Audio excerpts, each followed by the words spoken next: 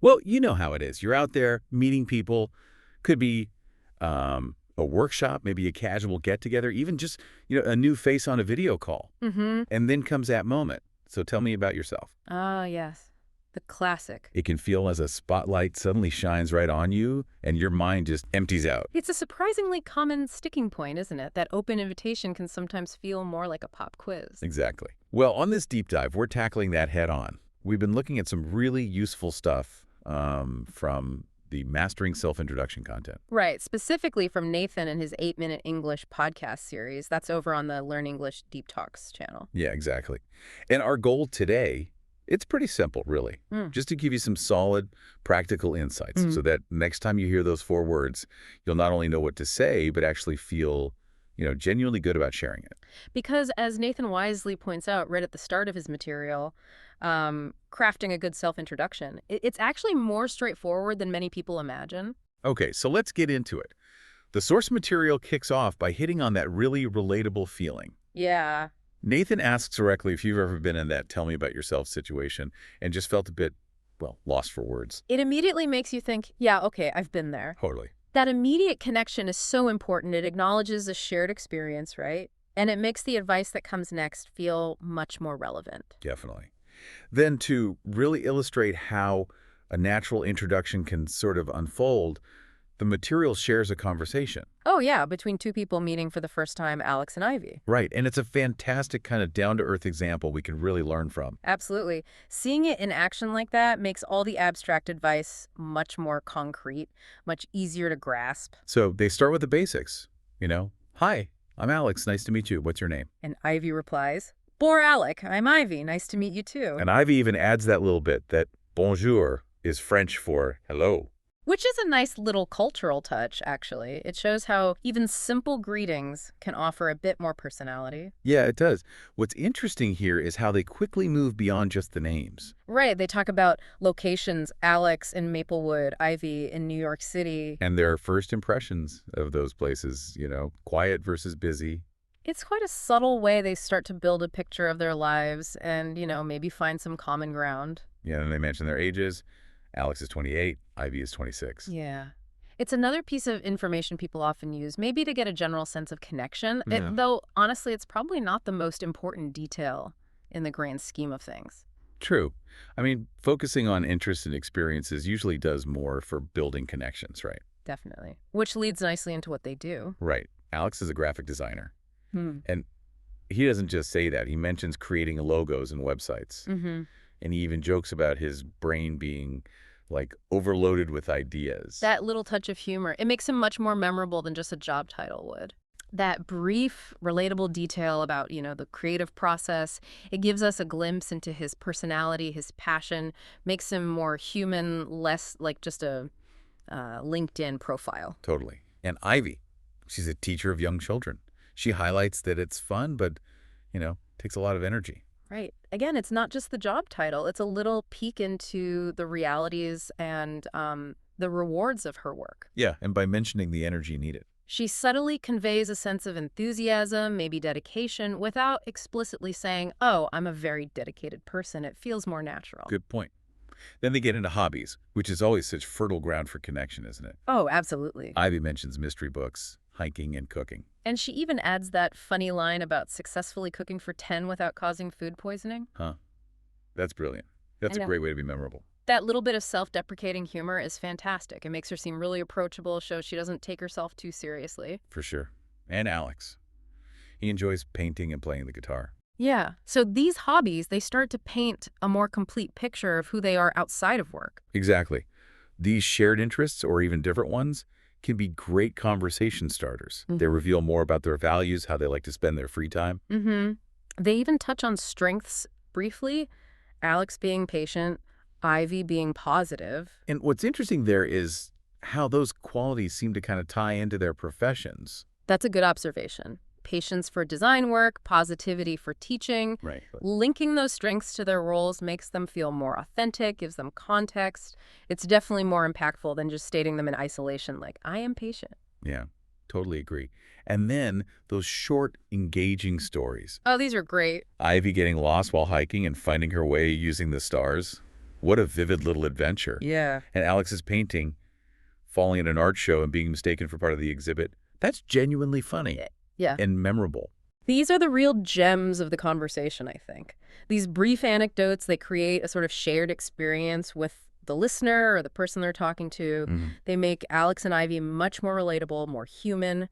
They definitely stick with you. They really do. And the conversation ends on a really positive note, with both saying they want to connect again. Yeah, this was fun. We should chat more often. So, thinking about that whole exchange, what stood out to you as the most effective elements in their introductions? What did you learn about them that felt, significant? Well, I think the effectiveness really lies in the balance. They shared enough personal info to be interesting and relatable, Right. but without oversharing. And the little anecdotes, those hints of personality, they just made them feel like real people you'd actually want to know more about. Makes sense. Okay, so drawing from this example, the source material then lays out some fundamental steps. This is based on Nathan's advice for crafting your own self-introduction. Okay. First up, name, age, and where you're based. Simple stuff. Right, like the example given. Hi, I'm Nathan, I'm 24 years old, and I live in London. Clear, easy starting point. Exactly. It provides the essential framework, the who and the where that you can build on. Mm-hmm. Next, your profession, or if you're a student, like I'm an artist and I'm really inspired by the city around me, or maybe I'm a final year biology student focusing on ecology. Yeah, this gives people a quick understanding of your sort of current focus, your interests, offers insight into your daily activities, maybe the kind of knowledge or skills you have. The hobbies and what you do in your free time. Examples like, I enjoy playing basketball and I'm a big movie buff, Or when I have free time, I love to bake and try out new recipes. Yeah, this is where you really start to show your personality, connect with others on a more personal level. And this is crucial for building rapport, isn't it? Shared interests can be a fantastic way to move beyond just surface-level chat. Definitely. And maybe think about hobbies that are a bit unique or perhaps reveal something interesting about you rather than just listing, very common pastimes.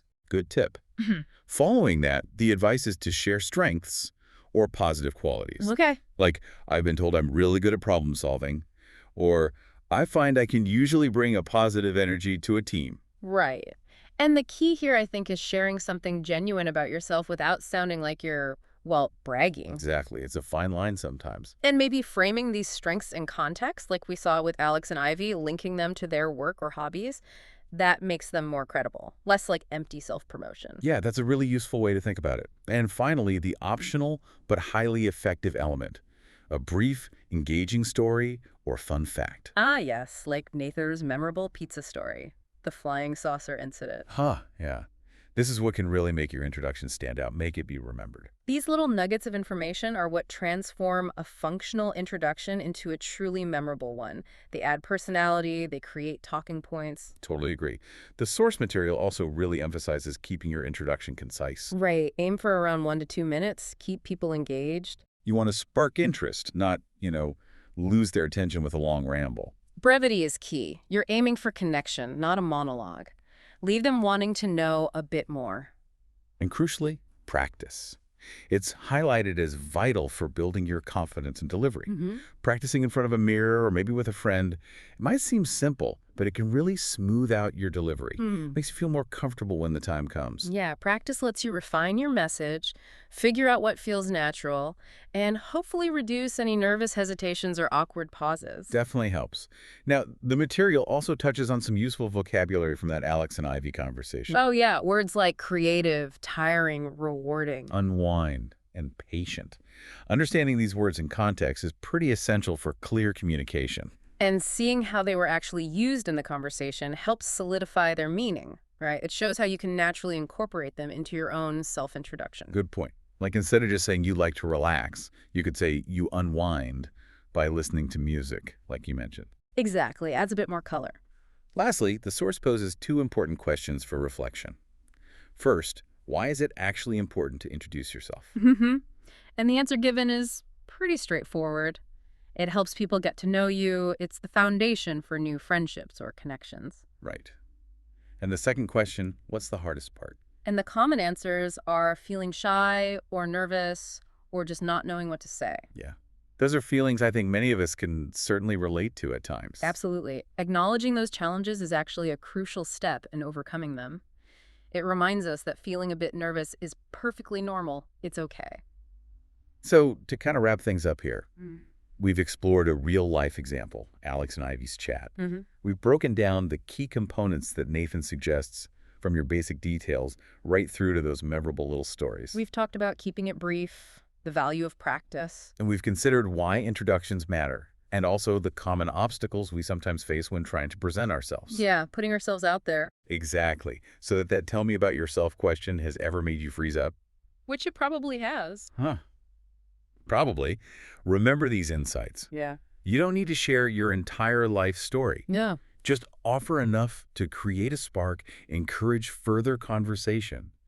And like any skill, becoming comfortable just takes practice. Definitely. So be kind to yourself as you work on it. Yeah. You know, what's really interesting to consider now, maybe as a final thought for you listening, what's one aspect of your life, could be a hobby you're really passionate about, maybe a unique experience you've had, or even something you're currently learning. What truly excites you to talk about? And how could you maybe weave that into your next self-introduction Ooh, I like that. to create a genuine and memorable connection with someone new? That's maybe a powerful thought to take away and mull over. Absolutely. A great point to end on. Well, thanks for diving deep into the art of self-introduction with us today on the Learn English Deep Talks channel. Yeah, this was fun. We look forward to our next exploration together.